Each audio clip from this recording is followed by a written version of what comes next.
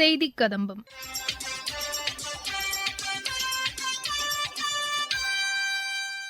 இன்றைய செய்திக் கதம்பத்தில் இந்திய தொழில் கூட்டமைப்பு சார்பில் தூத்துக்குடியில் நடைபெற்ற கருத்தரங்கில் துறைமுக ஆணைய தலைவர் திரு சுஷாந்த் குமார் புரோஹித் பங்கேற்று பேசிய உரை, பழங்குடியின மக்கள் மேம்பாட்டிற்காக நாமக்கல் மாவட்டத்தில் நடைபெற்ற சிறப்பு முகாம்கள் குறித்து எமது செய்தியாளர் வழங்கும் தகவல்கள் மற்றும் மத்திய அரசின் சமூக வலைதள பதிவுகள் உள்ளிட்டவை இடம்பெறுகின்றன.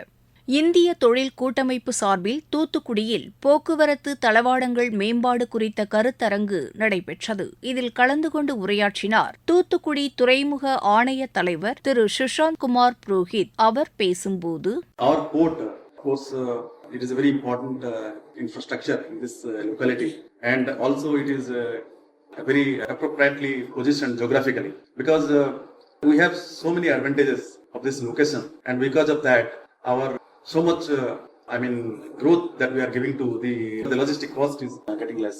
The advantage that the location of the port here is that 24/7, 365 all weather port, because we are not affected by the climate. We have one of the best work culture in this part of the country, and we have got very seamless access to our port. We have got rail, road, air connectivity. A few of the ports have got that kind of access that we are enjoying. As you know that our port is handling the Odissi of the length of 81.4 meter windmill blade, and only I think we are the port that is handling this windmill blade because of its seamless advantage of access that it has, and that is a very big advantage of our port. And we have got the rail connectivity, road connectivity, and even the airport.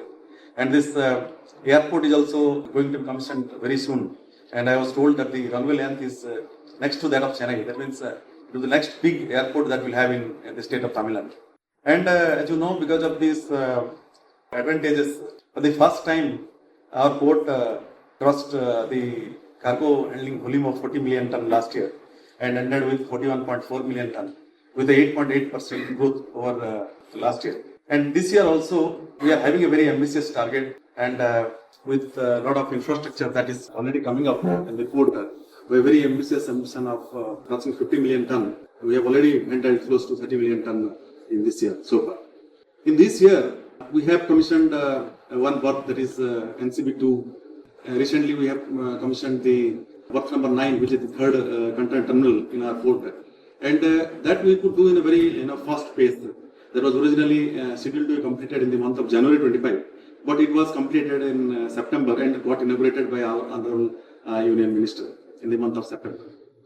Also, we are having small capacity addition that we are doing, which have been planned for long. One small thing that is we are doing, that we are adding the link conveyor from the berth number CJ1 to the Collier.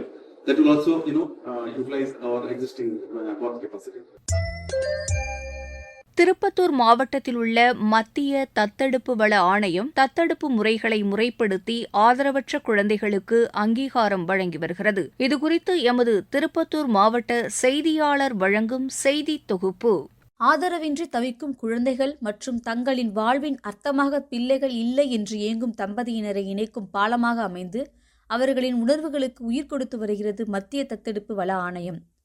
மத்திய அரசின் பெண்கள் மற்றும் குழந்தைகள் மேம்பாட்டு அமைச்சகத்தின் கீழ் செயல்படும் இந்த ஆணையம் தத்தெடுப்புகளை ஒழுங்குமுறைப்படுத்தவும் கண்காணிக்கவும் செயல்படுத்தப்பட்டு வரும் சிறார் நீதி சட்டம் 2015 கீழ் அங்கீகரிக்கப்பட்ட ஒரு சட்டப்பூர்வ அமைப்பாகும்.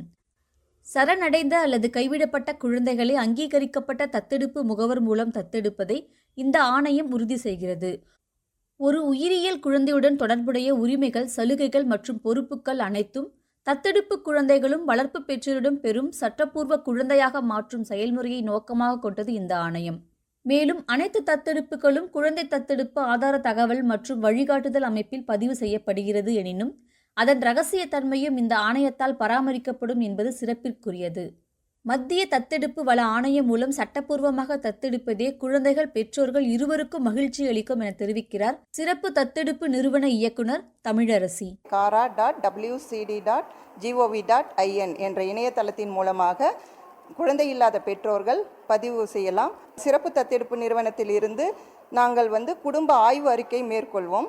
ஆய்வு அறிக்கை மேற்கொண்டு அவர்கள் குழந்தையை தத்தெடுக்க அவர்களுக்கு தகுதி உள்ளதா என பார்த்து ஆய்வு செய்து அவர்களுக்காக அப்ரூவல் கொடுக்கப்படும்.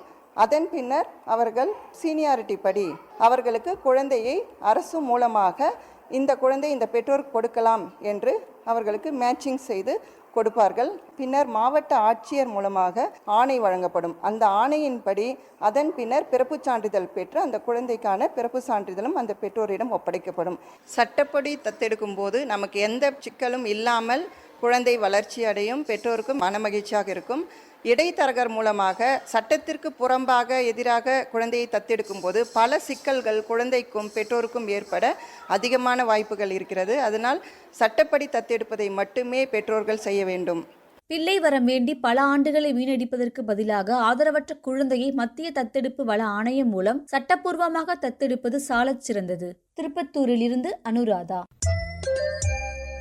பழங்குடியின மக்களின் வாழ்க்கை தரத்தை மேம்படுத்த மத்திய அரசு பல்வேறு திட்டங்களை செயல்படுத்தி வருகிறது. நாமக்கல் மாவட்டத்தில் பழங்குடியின மக்களுக்கு மத்திய அரசின் சேவைகளை பெற சிறப்பு முகாம்கள் நடைபெற்றதாக எமது செய்தியாளர் தெரிவிக்கிறார். நாமக்கல் மாவட்டத்தில் மாவட்ட பழங்குடியினர் நலத்துறை சார்பில் பழங்குடியினர் பெருமை தின சிறப்பு குறைதீர்ப்பு முகாம்கள் முள்ளுக்குறிச்சி, கொல்லிமலை, செங்கரை, வாழவந்தி நாடு, போதமலை, மேலூர் ஆகிய பகுதிகளில் நடத்தப்பட்டன. போதமலை, மேலூர் பகுதியில் நடைபெற்ற முகாமில் பழங்குடியின மக்கள் பலரும் கலந்து கொண்டு தங்கள் கோரிக்கைகளை அளித்தனர். இம்முகாமில் அவர்களின் கோரிக்கைகளை அரசு துறையினர் உடனடியாக இணையதளத்தில் பதிவேற்றம் செய்து குறைகளை தீர்ப்பதற்கான வழிமுறைகளை மேற்கொண்டனர். இந்த முகாம்களில் புதிய மின் இணைப்பு, பட்டா மாற்றம், நில அளவீடு, சாதி வாரிசு சான்றிதழ், பட்டா சிட்டா எடுத்தல், மாற்றுத்திறனாளிகளுக்கான உதவி, ஆதி திராவிடர் கல்வி உதவித்தொகை, தாட்கோ கடன் உதவிகள், பிரதம மந்திரியின் கிசான் அட்டை, மருத்துவ காப்பீட்டு திட்டம், மருத்துவ முகாம், பழங்குடியினர் நலத்துறை மூலம் பழங்குடியினர் நலவாரிய அட்டை, கிணறு வெட்டுதல், கறவை மாடு, ஆடு வளர்ப்பு உள்ளிட்ட திட்டங்கள் ஆகியவை தொடர்பான மனுக்கள் பெறப்பட்டு நடவடிக்கை மேற்கொள்ளப்பட்டன. மாவட்டத்தில் பழங்குடியினர் பெருமை தின விழாவை முன்னிட்டு இதுபோன்ற மொத்தம் 5 சிறப்பு குறைதீர்ப்பு முகாம்கள் நடத்தப்பட்டன. தங்கள் மலை கிராம பகுதிகளில் சிறப்பு முகாம்கள் நடத்தப்பட்டது பெரிதும் பயனுள்ளதாக இருந்தது என போதமலை, மேலூர் கிராம மகளிர் தெரிவிக்கின்றனர். என்னோட பேர் அம்பிகா.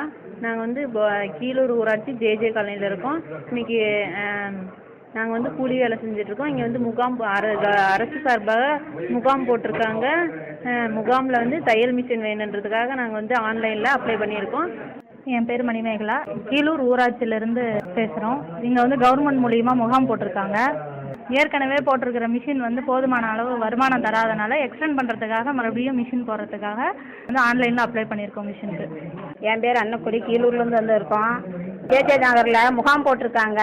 அதுக்காக பவர் மிஷினுக்காக அப்ளை பண்ண வந்திருக்கோம். ஆன்லைனில் பதிவு பண்ணேன். நான் இப்போ டெய்லரிங்காக இருக்கேன். பவர் மிஷின் கொஞ்சம் பெருசாக வேணும்னு நான் அப்ளை பண்ணுறேன். நாமக்கல் மாவட்டத்தில் இருக்கின்ற மலைவாழ் மக்கள், பழங்குடியின மக்கள் பயன்பெற வேண்டும் என்ற நோக்கத்தில் அரசினுடைய அனைத்து திட்டங்களையும் அவர்கள் பெற வேண்டும் என்ற நோக்கத்தில் இந்த முகாம்கள் 5 கட்டங்களாக மாவட்டத்தில் நடத்தி முடிக்கப்பட்டுள்ளன. இதன் மூலம் மலைவாழ் மக்கள் 1000க்கும் மேற்பட்டோர் பயனடைந்திருக்கிறார்கள்.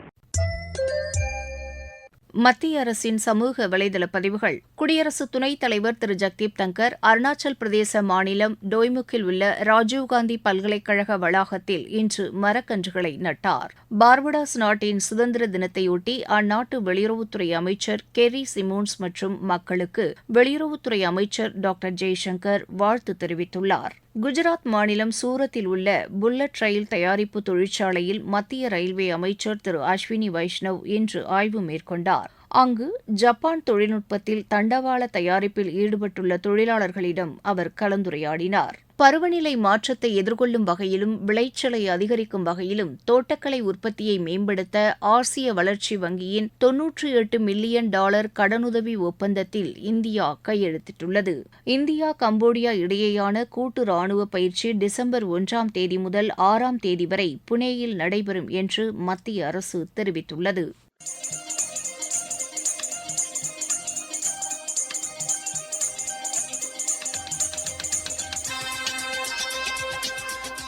இத்துடன் இன்றைய செய்திக் கதம்பம் நிறைவு பெறுகிறது.